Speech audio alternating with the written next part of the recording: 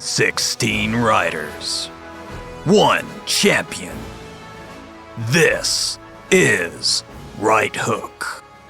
Check us out at getrighthook.com for more information.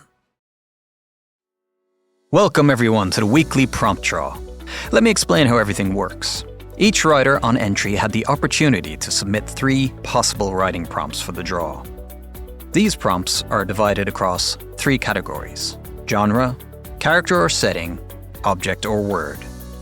These categories are about to be drawn from a barrel drum, one at a time, until the official writing prompts for this week's contest are set. These prompts must be featured in the final story submitted to the competition. There are 4 brackets, and each of these brackets will have their own set of 3 writing prompts. By now, you should have had an email telling you which bracket you're in. If you have not received any such email, you can contact me at admin@getrighthooked.com, and I will inform you of which bracket you're in. Now all of that is out of the way, it's time to get this show on the road. Best of luck to everybody, and may the prompts be in your favor. We are live. The day is finally here where we are drawing the first ever prompts for the Right Hook writing contest. Now, if you've been checking your emails, you should know what group they're the Gertrude Stein group, the Joyce group, the Mary Shelley group, or the Charles Dickens group. So this is a brand new writing contest, and there was bound to be some teething problems, and I've run into my first one here. So, like an amateur, I started doing a video recording without checking the sound first, or doing like a sound check, like the professionals do. So when I played it back, I realized that like every other sentence was cutting out, as you heard in that little sample of audio I left at the start. And that was going through all of the video, which I figured would be very, very, very annoying for people to watch. So I decided to switch to audio and give you more of a summary instead. Now, what I'm going to read out to you here is the prompts that were drawn, but for full transparency's sake, if anyone wants to watch the original video with the sound and the pulling out of the drums where I read out like what number is which, just to make sure it all matches up, I will make that available to you. It's very irritating to watch, so I decided this would be a better way for this broadcast. So without further ado, let's go over to the Gertrude Stein bracket. They drew for their genre comedy. For character or setting, they drew Sphinx cat. And for their object, they drew a half-burned journal. Over in the James Joyce bracket, they drew comedy as well. So we drew comedy twice in 2 different brackets. Their setting was a campground, and their word is fictional. So for the James Joyce bracket, you have comedy, campground, and fictional. In the Mary Shelley bracket, they broke the comedy streak by getting soft sci-fi.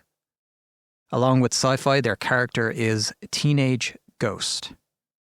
And then their object is bone flute. In the Charles Dickens bracket, they drew regular sci-fi. Their setting is a factory, and their object or word, you can use it as either, is globe. So those are the 4 brackets. And I repeat again, Gertrude Stein is comedy, Sphinx cat, and half-burned journal. James Joyce is comedy, campground, and fictional. Mary Shelley is soft sci-fi, teenage ghost, and bone flute. Charles Dickens is sci-fi, factory, and globe. I look forward to seeing what you write. And again, I apologize, this was supposed to be more of a visual kind of thing, but we had to switch to audio. We'll get it right for the next time. And just for explanations, the only one that really needs expanding on, I think, is soft sci-fi. So I've pulled up a definition for soft sci-fi for anyone who's wondering what to write for that. So the summary on Google says, soft science fiction, soft sci-fi, is a sci-fi subgenre that focuses on the social sciences, psychology, sociology, anthropology, and the human condition, rather than hard physics or engineering, exploring how technology and future settings impact society, culture, and individuals, often prioritizing character and theme over scientific plausibility. It allows fantastical elements without strict scientific explanation, delving into philosophical questions about humanity in speculative words, with Ursula K. Le Guin's The Left Hand of Darkness being a prime example. So there you go. If you're in soft sci-fi, that is the definition that you're working with. So, yes, you have all weekend to write, and the deadline is Monday, 7 a.m. GMT. And you can see the count by the minute on the submissions page at getrighthook.com.